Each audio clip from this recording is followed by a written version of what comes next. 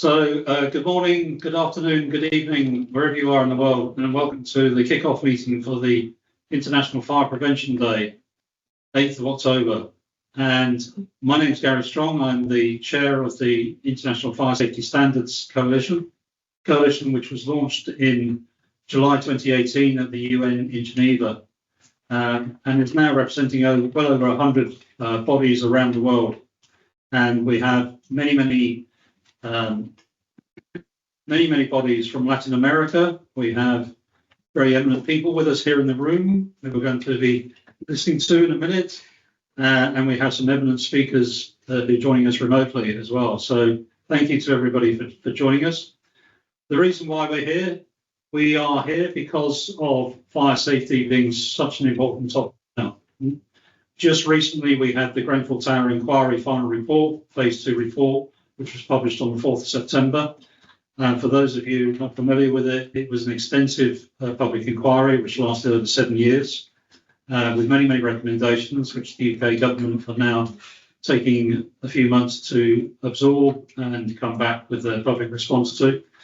And for those of us working in the UK, we've been working quite extensively on the public inquiry and with government and the devolved nations of the UK and with other nations around the world who've been taking a very active interest in the Grenfell Tower report. It's amazing how it's reached out to all four corners of the globe, and the photograph you see up on the screen now is me giving an update to the United Nations, which I do every year, on fire safety and how important this topic is. So now is a real opportune time for all of us to be able to move fire safety forward by collaboration with the many experts which we have assembled around the coalition, who are contributing to the expert working groups, and also to raise awareness of fire safety in the eyes of the public as well, which includes obviously training and many other aspects to fire safety. So we do have an update around the United Nations, who've been supporting us ever since 2018, is that they have said to us at this point in time next year, the 8th of October next year, we're hoping to be able to visit the United Nations in Geneva, the Palais des Nations, and have an event to celebrate the International Fire Prevention Day. So I hope that as many of you as possible will be able to register and attend that event. Mark it in your diary. It's going to be the week of the 4th to the 10th of October. Have I got that right? 6th to the 10th, sorry. 6th to the 10th of October. So for those of you who wish to support us in Geneva next year, please do put that in your diary, and we'll be sending out more communications about that as the planning gets underway. We will have the opportunity to present to what's called the Forum of Mayors, which is the mayors from all the countries of the UN, 195 countries who will be attending, and also a high-level ministerial meeting, which is on the Wednesday, the 8th of October, where we will have a side event opportunity at lunchtime. So we will be providing lunch to hopefully entice them and come and listen to us talk about fire safety. So there's probably the biggest opportunity, I would say, that we've had present to us for many years, actually, in this whole sector. So that'll be a fantastic opportunity for us to get in front of all the ambassadors and the country representatives that attend the UN on behalf of their nations, but also the city mayors, who obviously are authorities having jurisdiction in themselves sometimes, and obviously the ministers, the high-level ministerial meeting for the country ministers as well. So that's in the planning right now. We hope that's going to take place. We're fairly confident it's going to take place, so just mark that in your diary, and that will be a great, wonderful way to launch this initiative. Right, so enough from me. I'm going to hand over now to Chris. It is Chris now next, isn't it? Yes. Chris Janowicz from SFPE, who's their Chief Executive Officer, that many of you will know well. So I'm going to hand over to Chris now. Over to you, Chris. Okay, Gary, thank you very much. It's great to be here. Online, Sorry I can't be with you, but I'm at the SFPE annual conference in Louisville, Kentucky, where we have about 500 fire protection engineers talking about some of the issues I'm even going to be talking about today. but I could say that SFP is delighted to be a part of this historic event.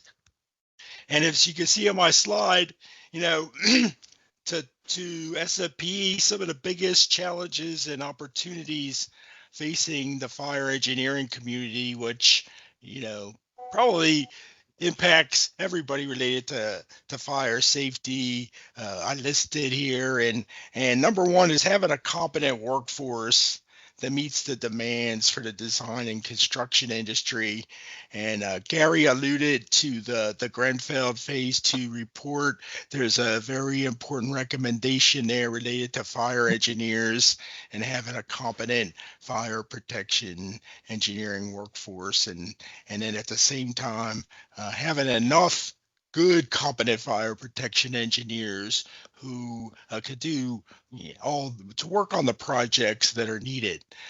The second issue is there's a lot of emerging technical trends in the construction industry that are resulting in materials that are really designed to facilitate sustainability in the build environment.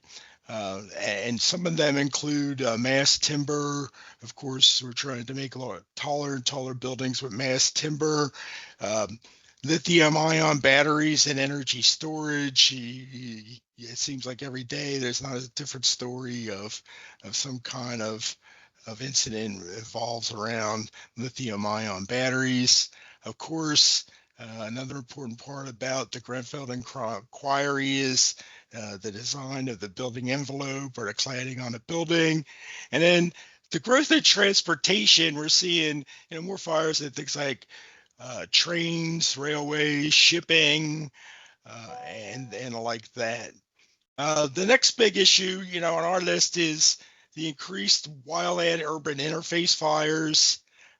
Another is cybersecurity and fire protection systems, and finally, increasing role of digitalization, our BIM, and artificial intelligence in our industry. You could go to the next slide, please. So a little bit about SFP for those who don't know us. Our mission is to define, develop, and advance the use of engineering best practices, expand the scientific and technological base, and educate the global fire safety community. We have over 5,300 members throughout the world, 96 local chapters that are in communities around the world that promote fire protection engineering, and an additional 28 student chapters in our colleges and universities. And in total, we have members in 72 countries. You could go to the next slide, please. And to combat some of these issues, SFP does have a lot of free web resources that can be found at www.sfpe.org. One important document is our minimum technical core competency document, which defines the competencies needed or the knowledge, skills, and abilities available for fire protection engineers. We have a free guide to careers as fire protection engineers to get the word out to college students, high school students, anybody who could be a fire protection engineer, that really tells them about this exciting career.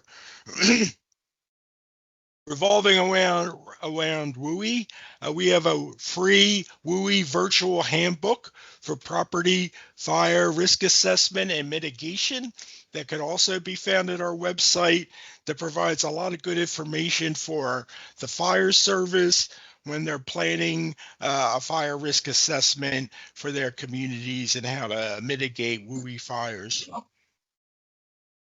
And finally, SFP as a foundation, we have a Grand Challenges initiative. We currently have 4 free white papers out there. With each one of these white papers have 10-year plans on how to look at the climate change issue and fire protection, energy and infrastructure, resilience and sustainability, and then finally digitalization, artificial intelligence, and cybersecurity. So I hope everybody take a look at some of these free resources, or if you have any more information, you could contact me at chris@sfpe.org. But thank you for your time.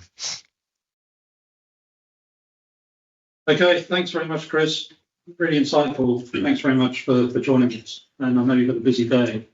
Yeah, unfortunately, I got to go leave and get back to our conference, but thank you very much for this time. Thanks, Chris. Take care. Thank you. Thanks a lot. Thank you. Cheers.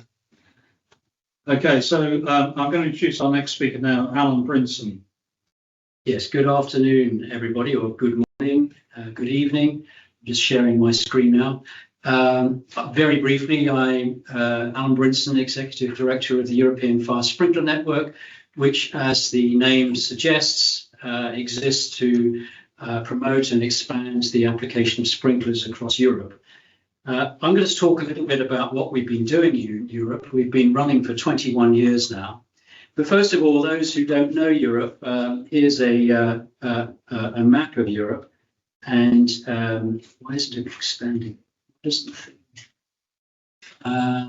Sorry, something. There we are. Yes, so Europe is not a country. This is often forgotten in other parts of the world.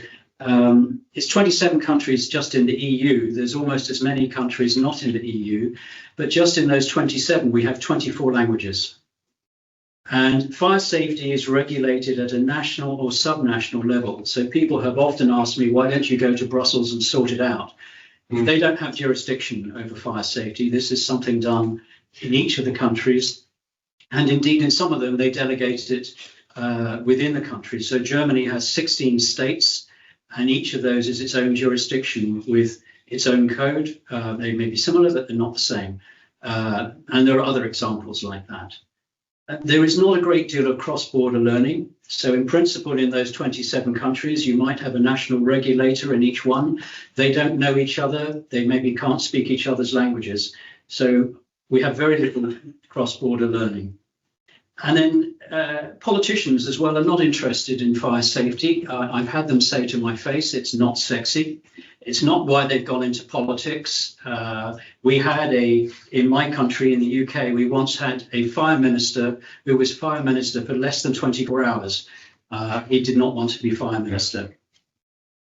So as a result of that, very little is spent on fire safety research. And what is spent is fragmented through all those countries you can see on the screen. Perhaps if you put it in one pot, there would be enough to do things properly. But the way it's done means that we don't in Europe have a fire test laboratory of anything like the same scale as UL or FM in the States. So they're really rather small and cannot do some of the tests that we would like to do. And some countries, believe it or not, and some, I won't name them, but some of those larger countries you can see on that screen don't even know how many people die in fires each year. They can't tell you if 2023 was better or worse than 2022. That's the level of data that we have. It's not like that everywhere. Some countries do have good statistics, but a lot of them do not. Another thing, as a result of all of this, not much research, no political interest, codes don't get updated very often.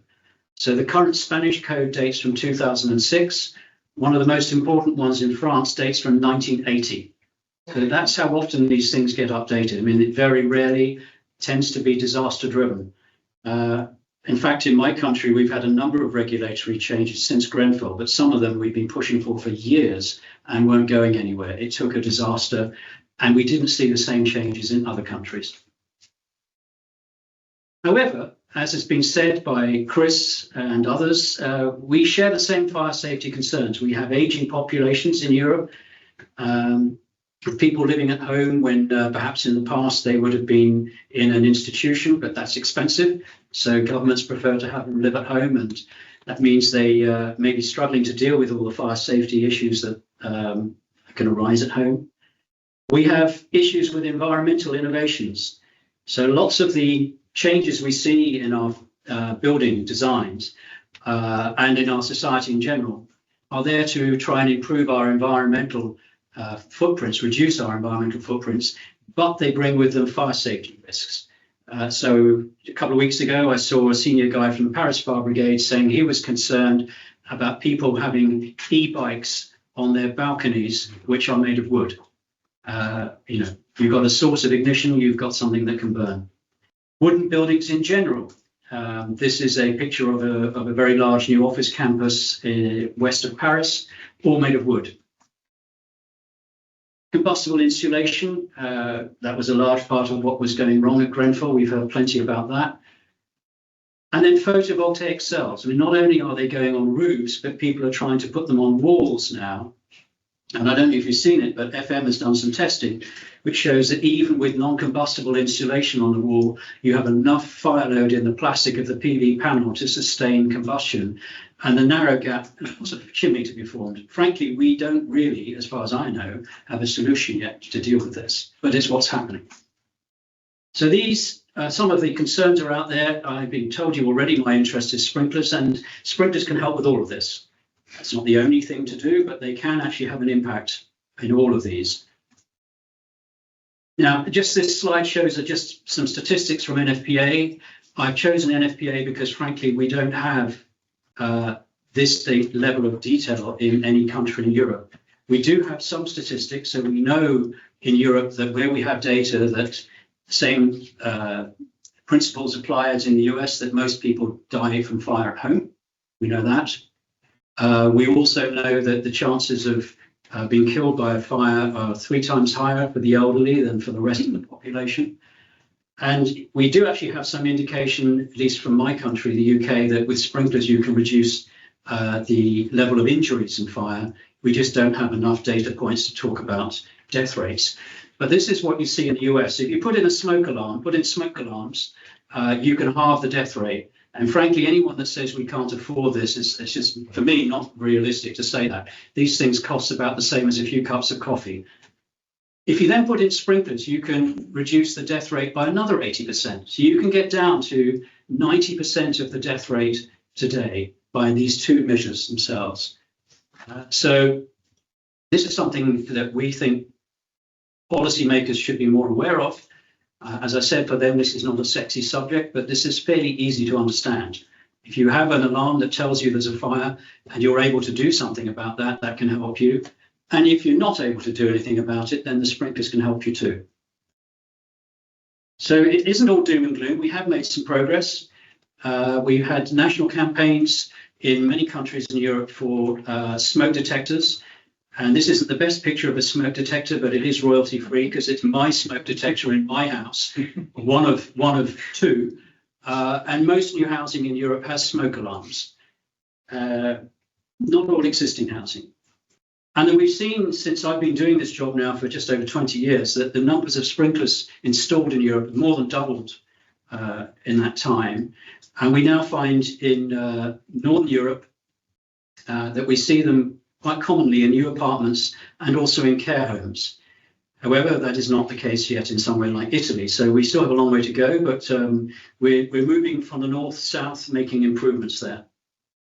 And how do we achieve that? Well, it's collaboration, as Carlos is about to explain to you. You have to work with everybody. I mean, once the information is there, it's not too tricky to understand, but you have to get it out there. There's a lot of misapprehensions about all of these technologies.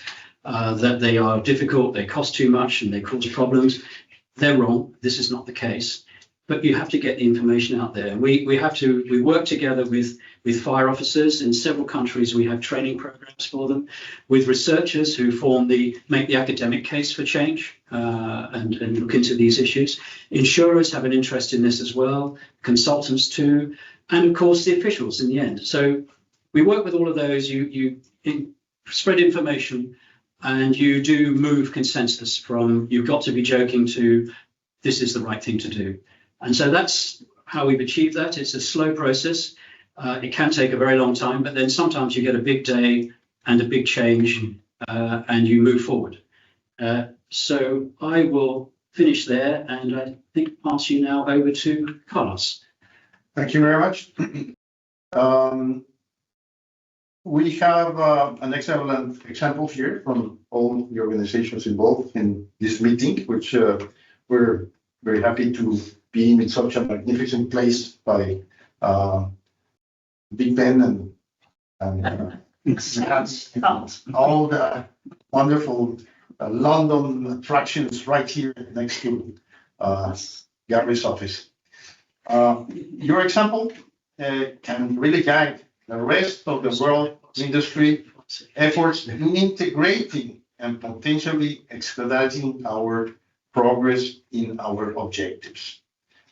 We must consider that there are 196 countries and 7,139 languages spoken worldwide. The challenge of global integration becomes very complex. We can only achieve this working together through our own common purpose. Purpose is the fundamental reason for every organization existence. It's the ultimate reason for being. And we all share the same common purpose. And what a noble purpose it is: to make the world a safer place from the risk of fires through prevention. Our organizations exist to safeguard lives, buildings, and business continuity by preventing fire risk using the highest quality, certified, and innovative products supported by the most professional teams. As we pursue this mission, we also provide limitless opportunities for our personal and professional growth. As you've seen from Chris, there is a lot of need for fire protection engineers in the US and in general. If you have designers, please, we need it. And it's throughout the world. So by doing good, we create good for the world and also for ourselves. Latam PCI is young. We were legally formed in 2020. But with this shared vision and mission, we've grown to include 25 organizations across 15 countries. We are the umbrella for 700 specialized companies representing 60% of the fire safety market in the region. Our clear focus is on transforming fire protection across Latin America.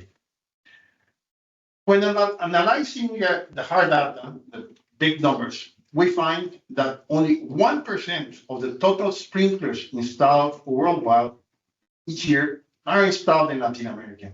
However, we represent 8% of the world population and 8% of the global GDP. A big disparity. Serious problem exists. But at the same time, it's a great opportunity for growth. If we equalize it, we can grow 8 times. So we all have the same problems, and we need all to do something to make things happen. Here at Latam PCI and all our organizations, we aim to raise awareness at all levels about the severe consequences of fires and the necessity for regulation. People may be aware of the risk, but progress will be limited unless legal mandate makes fire protection systems a requirement, as we all know in the industry. It is crucial that we advocate for stronger regulations to ensure safety across the world. International Fire Prevention Day, within our industry, we know what's going on. We understand that fires claim more lives and cause greater economic damage each year than hurricanes or earthquakes. Unlike these natural disasters, fires are largely preventable with simple proactive measures. However, by human nature, we tend not to base our judgment on hard facts, but rather on what is easy to remember, such as earthquakes and hurricanes, which are catastrophic events that capture shocking headlines and create a perception of imminent danger. The same way as terrorism, fires, on the other hand, often happen as isolated incidents that occur daily but fail to catch our attention. Very few make front page news. As a result, they don't generate the same perception of urgency and need for action. When fires occur, they tend to affect relatively small local communities, leading to the widespread belief that it will never happen to me. But the reality is that a fire can and will happen, whether in your home, workplace, or community. It doesn't happen until it happens to you, and for sure it will happen. The destruction caused by fires represent 1% of the world's GDP minimum annually in material and economic losses. As a sector, we have not been successful, in some countries yes, but in others not, at least not in Latin America, in communicating the gravity of this issue to the public or authorities. We need to elevate the importance of this severe problem, raising awareness to drive change in regulation and practices. Our organization supports, all your organization supports is vital to create the needed awareness. We need your commitment and support. We need to make a much more noise than what we're doing now. And those who drive rapid and profound changes, such as those we've seen for obvious reasons. No earthquakes, 1985, big earthquake in Mexico. The regulation changed 1987, 2 years later. And more people died from fires in Mexico than from that earthquake. But we haven't been able to provide that knowledge to the authorities and to the public. And we're energy savings, electrical sustainability, green buildings. They achieved a very good work. We don't need to invent the wheel. We just need to copy what they are doing right and adapt it to what we need to do in fire protection. As a fire protection sector, it is our responsibility, our mission to create the necessary awareness, not just at events like this, but throughout continuous engagement with all relevant stakeholders, insurance companies, chambers of commerce, government, fire service, academy, and the general public. Only by integrating all these stakeholders can we implement the regulatory changes needed to make fire protection a priority. Aligning the interest of the different sectors behind our common purpose will drive progress. We must engage with politicians and collaborate closely with them because our goal is to shape public policy. However, public policy is not created by politicians alone. It is built by society through the active participation of organizations like ours.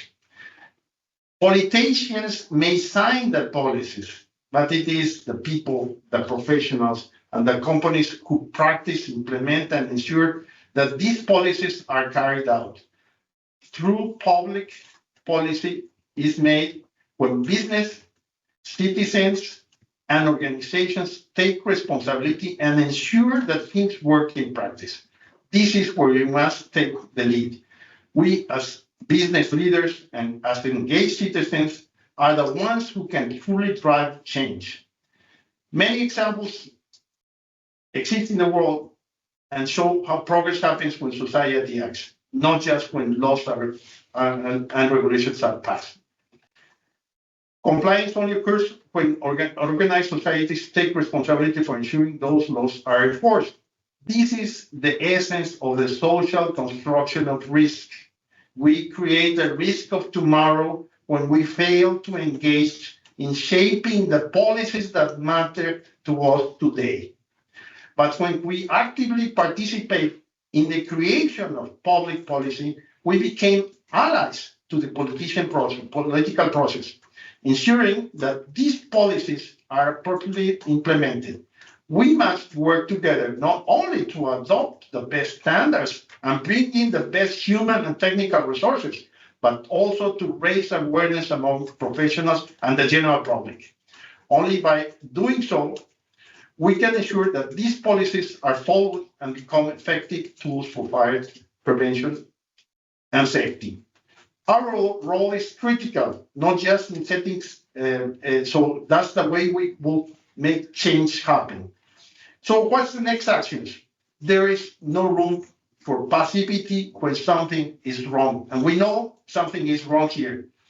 The only thing is action. We need to act. On October 2025, we will celebrate International Fire Prevention Day, a time to remind ourselves of the critical importance of fire preparedness and prevention. Today, as we launch the kickoff meeting with participation from around the world, primarily within our sector. We recognize our opportunity over the next year. But it's only 365 days from here to the 8th of October, which will be on Wednesday. This is our time to strategize, plan, budget, organize, and execute a comprehensive global outreach campaign to raise awareness and underscore the significance of the International Fire Prevention Day. We need our commitment, or your commitment, to collaborate in creating and disseminating targeted awareness campaigns. These campaigns should span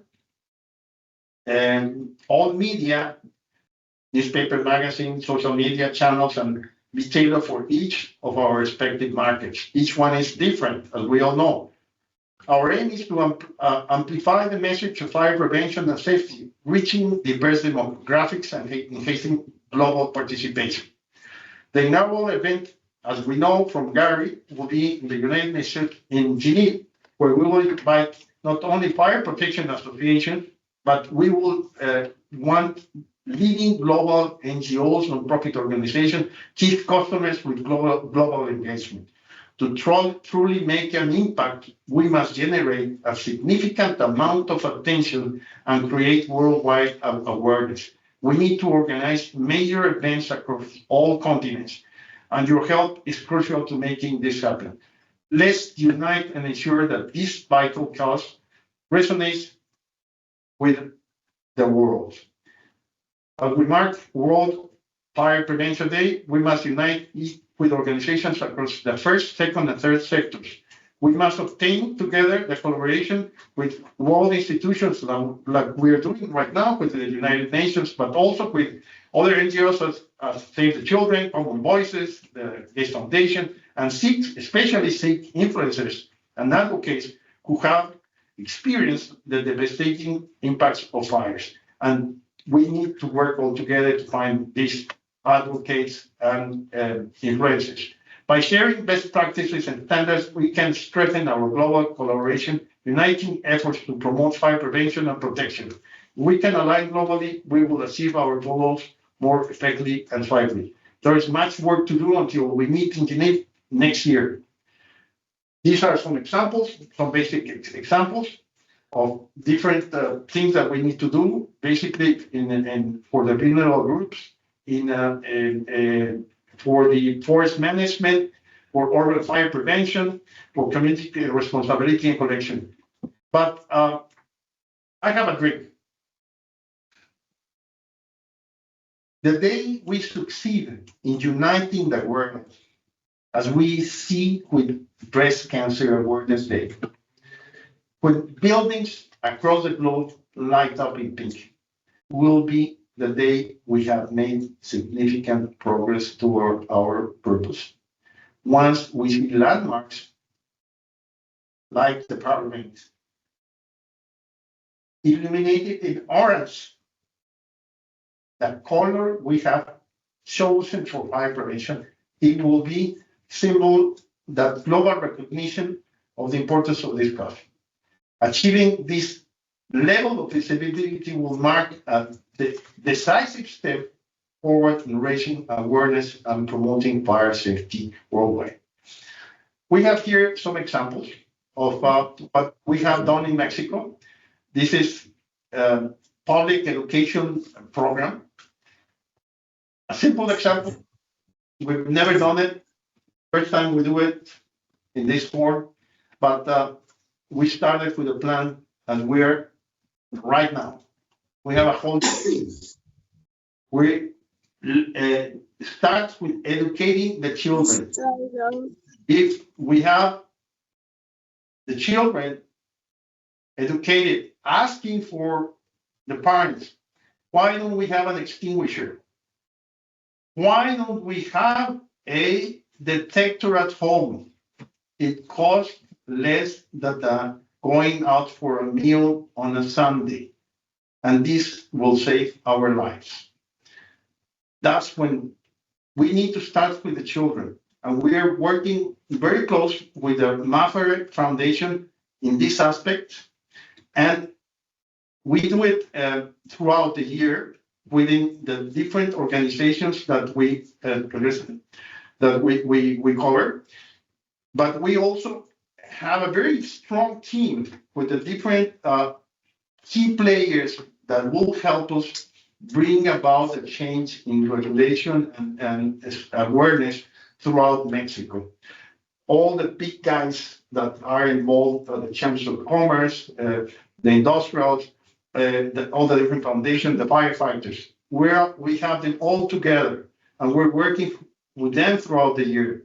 And then we do a fire prevention congress. We did it this August 27 and 28, and according to the manufacturers, that's what they say. I know. It's number one is NFPA, number two is Dubai, number three is Mexico now, and it's relatively new. But we're creating that awareness, and we're bringing the whole Latin America together. And then, obviously, we're doing all these fire prevention celebration on the 8th of October with Concise. We have Mexico celebrates the 8th of October as the Fire Prevention Day. That's when we have a big fire in children's nursing home. But we celebrate it with a whole week. We don't need to invent the wheel. We're proposing this. I'm pretty sure that many other countries have other options, but this is a good option that we can do. This is the material that we're doing we publish thousands of these booklets with the help of MAPFRE Foundation, distributed in all the different states in Mexico. And we also a book for the teachers so that they can teach them, and we work with the firefighters. So we're creating this conscience. And obviously we're doing a lot of symbolisms, like you see, I have here the symbol of fire prevention. And we are going to propose this budget and recognitions like this physical coin that I gave to Gary.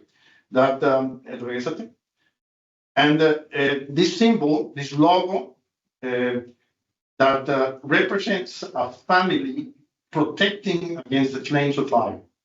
And we have an orange ribbon that we use during the whole week in all of our organizations. And obviously, we would like this is an option, it's a proposal, but I'm asking for, here we have the industry, the world represented with these 4 organizations. And Gary, I would like to make a motion that we work on a strategy, a plan, and we establish options, but let's work it quickly. We did for this event 1 minute video that I would like to show. Go ahead. On October 8th, we will celebrate International Fire Prevention Day, a time to remind ourselves of the critical importance of fire preparedness and prevention. Did you know that fires claim more lives and cause greater economic damage each year than hurricanes or earthquakes? Unlike these natural disasters, fires are largely preventable with simple, proactive measures. By taking basic steps, such as developing an emergency plan, regularly checking electrical wiring, and installing smoke detectors and sprinkler systems, you can save lives. International Fire Prevention Day serves as a crucial reminder that prevention is key. This October 8th, join us in supporting this vital cause to protect your life, your loved ones, and your business. Take action today. Visit IFSS and LATAM PCI to learn more about fire prevention and discover how you can get involved.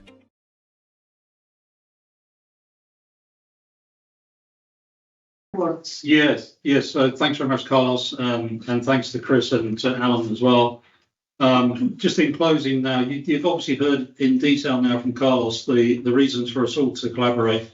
This is the first time globally this has ever been done before. We've never, ever tried to achieve something which has grown slowly but surely over the course of the past 6 years or so, since particularly when the coalition was launched in 2018. It is revolutionary. Others have done it in other areas like road safety, for example, and we know that they've been successful in that. So fire safety should be no exception, but it does rely on that global collaboration. and willingness to succeed, which is so important. So please do get involved. I put into the chat box about, please, we need your expertise to share communications, share what we're doing globally with all your networks, and contribute your expertise to our technical working groups as well. Only that way can we make a difference globally. It's a non-political organisation. It's run purely by volunteers such as us. And if we don't do it, I can't see anybody else doing it. So please do participate in it. And I do hope that you will be able to participate in the events we're planning for 2025. We are slowly growing in our importance, in our collaboration and communications and awareness of fire safety. So please do participate. Great. Well, thank you very much. I think this is the time. It's off, and it's now, and we have a whole year to do it. So, Gary. Thank you very much. Thanks for travelling over here from a rather wet and windy London. I bid you farewell and safe travels. Thank you very much. Thank you very much. Thank you, everybody. Thank you. Bye-bye.